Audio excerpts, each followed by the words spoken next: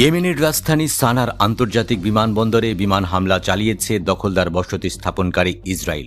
এ হামলায় ইয়েমেনিয়া এয়ারওয়েজের পরিচালিত শেষ বেসামরিক বিমানটি সম্পূর্ণরূপে ধ্বংস হয়ে গেছে।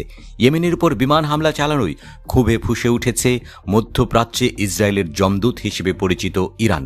যুক্তরাষ্ট্রের সমর্থন এবং জাতিসংঘের নীরবতায় ইসরায়েল এমন হামলার সাহস পাচ্ছে বলে অভিযোগ তুলেছে দেশটি। এই পরিস্থিতিতে ইসরায়েলের এই আগ্রাসনের উপযুক্ত জবাব দেওয়ারও হুঁশিয়ারি দিয়েছে দেশটি। ইয়েমেনের বিমানবন্দরে হামলার ঘটনায় ইসরায়েলকে কড়া বার্তা দিয়েছেন ইরানের পররাষ্ট্র মন্ত্রণালয়ের মুখপাত্র ইসমাইল বাঘাই। মধ্যপ্রাচ্যের বিভিন্ন দেশের জনগণের উপর ইসরায়েলের এমন হামলা আর সহ্য করা হবে না বলেও হুঁশিয়ারি দিয়েছেন তিনি।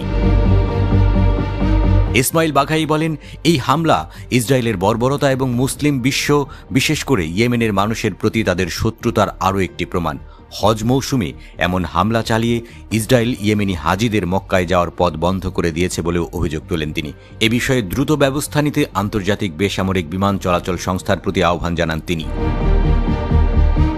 বাঘাই বলেন, ইসরায়েল যেভাবে সাধারণ জনগণের প্রয়োজনীয় অবকাঠামো যেমন বিমানবন্দর ও খাদ্য গুদামকে লক্ষ্যবস্তু করছে তা সরাসরি যুদ্ধাপরাধ ও মানবতার বিরুদ্ধে অপরাধের শামিল। ইয়েমেন সহ মুসলিম দেশগুলোর উপর এই হামলাগুলো ইসরায়েলের আঞ্চলিক বৈরিতা এবং অস্থিতিশীলতা ছড়ানোর কৌশলের অংশ। জাতিসংঘ নিরাপত্তা পরিষদের নীরবতা এবং যুক্তরাষ্ট্রের সরাসরি সহায়তা ইসরায়েলকে এসব কাজ করতে সাহস জুগিয়েছে। বিষয়টি বিশ্ব শান্তির জন্য ভয়াবহ হুমকি। এদিকে ইয়েমেনি বিমানবন্দরে হামলার কারণে ইসরায়েলের উপর ক্ষোভে ফুঁসে উঠেছে দেশটির সশস্ত্র বিদ্রোহী গোষ্ঠী হুথি। ইসরায়েলকে এর জন্য কঠিন পরিণতি ভোগ করতে হবে হুঁশিয়ারি দিয়েছে গোষ্ঠীটি। ইসরায়েলকে কড়া বার্তা দিয়ে হুথিদের শীর্ষ রাজনৈতিক নেতা মাহদি আল মাসাদ বলেন, তেল আবিবকে একটি উত্তপ্ত গ্রীষ্মের জন্য প্রস্তুত থাকতে হবে। ধারণা করা হচ্ছে এর মাধ্যমে ইসরায়েলের উপর বড় আকারে হামলা চালানোর ইঙ্গিত দিলেন তিনি। এমনকি ইসরায়েলের আগ্রাসনের কারণে হুথি যোদ্ধারা আরও জোরালো প্রতিরোধ গড়ে তুলেছে বলেও জানান হুথিদের এই শীর্ষ রাজনৈতিক নেতা। এদিকে ইয়েমেনে ইসরায়েলি হামলার নিন্দা জানিয়েছে লেবাননের প্রতিরোধ আন্দোলন হিজবুল্লাহ। এর মাধ্যমে ইসরায়েল আন্তর্জাতিক আইন লঙ্ঘন করেছে মন্তব্য করেছে তারা। যুক্তরাষ্ট্রের সম্পূর্ণ মদত ছাড়া ইসরায়েল এমন সাহস দেখাত না বলেও জানায় হিজবুল্লাহ।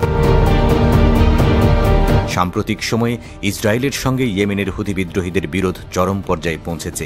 গাজায় ইসরায়েলি আগ্রাসনের জবাবে একের পর এক ড্রোন ও মিসাইল হামলা চালাচ্ছে হুথিরা। এর জবাবে ইয়েমেনের বিভিন্ন স্থাপনায় বিমান হামলা করেছে ইসরায়েলও। এমন পরিস্থিতিতে এই দুই পক্ষের সংঘাত নিয়ে মধ্যপ্রাচ্যে উদ্বেগ বাড়ছেই।